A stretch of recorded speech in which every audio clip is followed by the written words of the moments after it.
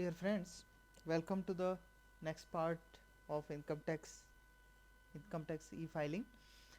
अब हम लोग सैलरी पार्ट कर चुके हैं, हाउस प्रॉपर्टी पार्ट कर चुके हैं, अब बिजनेस एंड प्रोफेशन की तरफ बढ़ रहे हैं. अदर सोर्सेज में इंटरेस्ट हम लोग ऑलरेडी देख चुके हैं. तो जब बिजनेस एंड प्रोफेशन की बात करते हैं तो बुक्स ऑफ अकाउंट्स की बात होनी चाहिए. तो सबसे पहले मैं शुरुआत वहीं से कर रहा हूँ कि बुक्स ऑफ अकाउंट्स किसके लिए कंपलसरी मेंटेनेंस है, किसे रखना होता है, किसे नहीं रखना होता. इस पार्ट में आप लोग अच्छे से समझ पाएंगे. तो चलिए स्टार्ट करते हैं. सबसे पहले आपको दो पार्ट में बिजनेस सेक्टर को बांट लेना है, स्पेसिफाइड प्रोफेशन और non specified profession. It means ये हो गया कि जो स्पेसिफाइड प्रोफेशन है उनके लिए कुछ रूल्स दे रखे हैं, वो हम लोग अभी सीखेंगे. नॉन स्पेसिफाइड का रूल अलग लगेगा, वो हम लोगों को याद रखना होगा. तो जो स्पेसिफाई में आ गए उनके लिए रूल याद रखने हैं, नॉन स्पेसिफाइड वाले का रूल अलग याद रखना है. तो चलिए बात करते हैं स्पेसिफाइड प्रोफेशन कौन कौन है. ये लिस्ट दी गई है प्रोफेशनल की. स्पेसिफाइड क्या क्या है? Medical practitioners, legal practitioners, engineering, architectural, accountancy field, chartered accountant, company secretary, technical consultancy, interior decoration, authorised representative, company secretary, film artist, any other profession which may be notified by the central board of direct taxes. तो इन professionals पर rule अलग लगेगा और इनके अलावा के जो बिजनेसेस हैं उन पर रूल अलग लगेगा. तो चलिए डिस्कस करते हैं किसके लिए क्या रूल एप्लीकेबल होगा. तो पहले बात करेंगे in case of specified rules.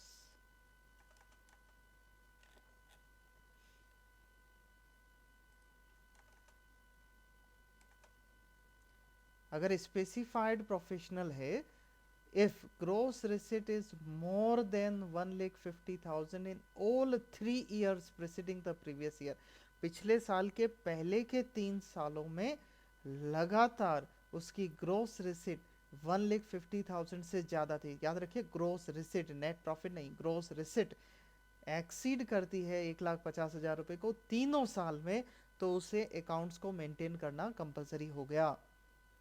यदि कोई व्यक्ति न्यू सेटअप करता है, नया नया प्रोफेशन लगाता है और उसे लगता है कि करंट जो ईयर चल रहा है उसी में उसकी इनकम 1,50,000 को एक्सीड कर जाएगी, उसे भी अकाउंट्स मेंटेन कर लेने चाहिए.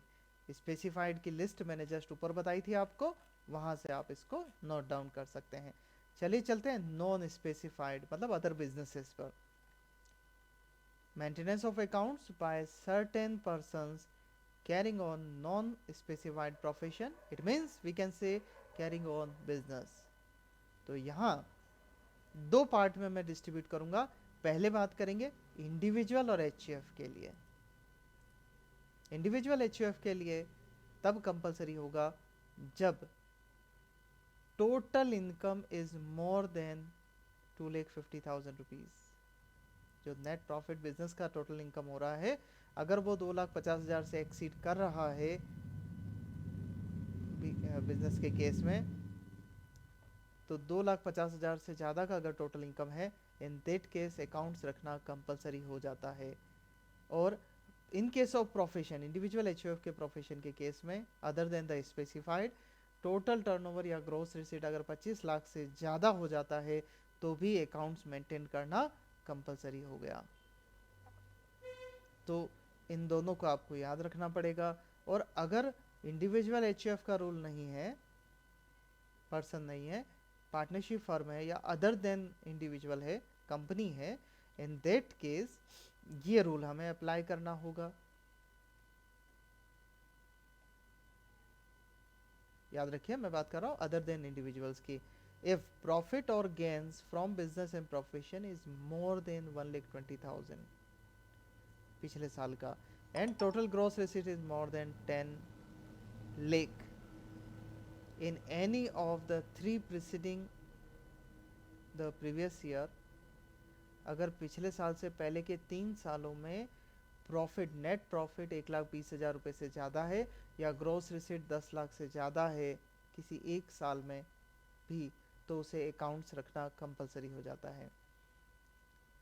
और अगर नया सेटअप किया है और इन दोनों लिमिट्स को क्रॉस कर होने की संभावना है, उस दशा में भी अकाउंट्स का रखना कंपलसरी हो जाता है।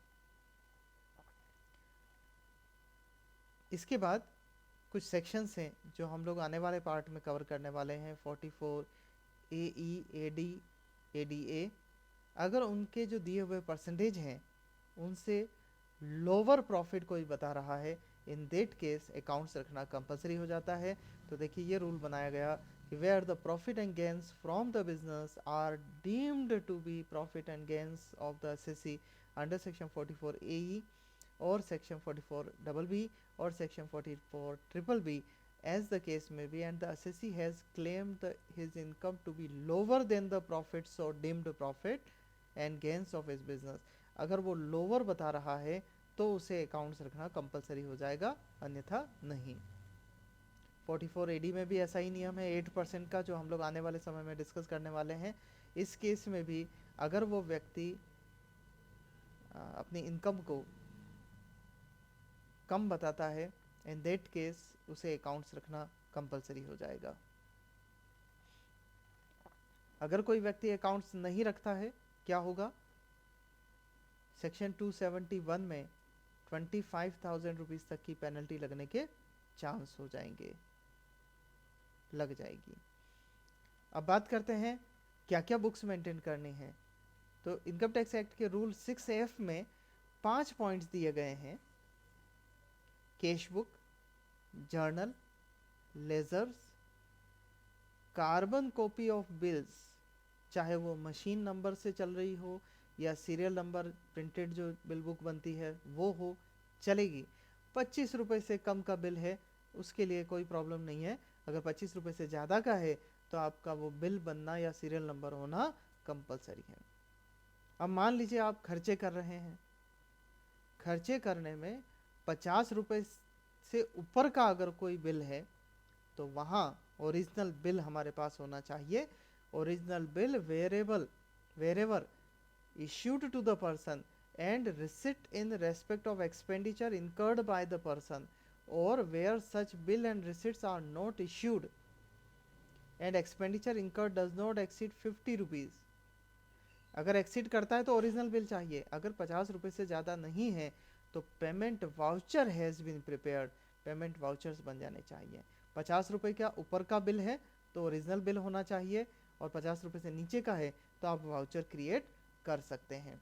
और सेल बिल की बात करें तो कार्बन कॉपीज़ होनी ज़रूरी है, सीरियल नंबर से होनी चाहिए, चाहे वो मशीन से नंबरिंग चल रही हो, चाहे आप कंप्यूटराइज्ड कर रहे हो, चाहे मैनुअली कर रहे हो, बिल नंबर हमेशा सीरियल वाइज होने चाहिए। कैश बुक, जर्नल और लेज़र साथ में आपको क्रिएट करनी होती है। और अब अगर हम मेडिकल प्रैक्टिशनर्स की बात करें तो उनके लिए डेली कैश रजिस्टर और मेडिकल इन्वेंटरी रजिस्टर रखना कंपलसरी है।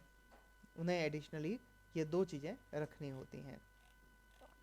तो ये बात हुई सेक्शन 44 AA की, जिसमें हम लोगों ने बात की कि किस व्यक्ति को कब अकाउंट्स का मेंटेन रखना कंपलसरी है।